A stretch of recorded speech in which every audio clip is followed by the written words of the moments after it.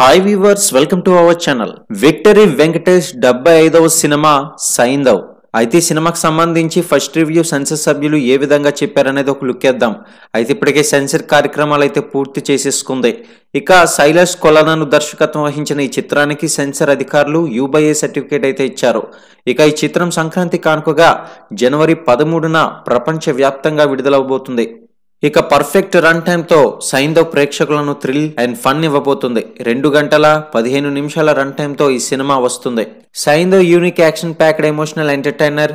పాటలో చూపినట్లుగా తండ్రి కూతుళ్ల బంధం సినిమాలో ప్రధాన అంశం.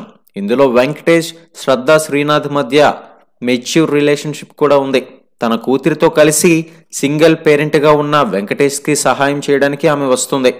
ఇక నవాజుద్దీన్ సిద్దిలి, ఆర్య, రహాని శర్మ, ఆండ్రియా, జెరేమియా లాంటి ప్రముఖ నటులు కూడా ఈ చిత్రంలో కీలక పాత్రలో నటించారు.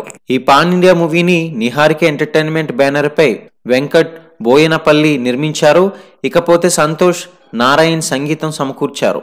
ఇకపోతే ఈ సినిమాకి సంబంధించి కొన్ని కీలక అప్డేట్స్ కూడా రాబోతున్నాయి. ప్రతి ఒక్క అప్డేట్స్ ని మీరు పొందడం కోసం ఛానల్ ని సబ్స్క్రైబ్ చేసుకోండి. ఇక సెన్సార్ బోర్డు ఈ చిత్రానికి U/A సర్టిఫికేట్ అందించింది కాబట్టి ప్రతి ఒక్క ప్రేక్షకులు కూడా థియేటర్ వరకు కూడా వెళ్ళి చూడవచ్చు.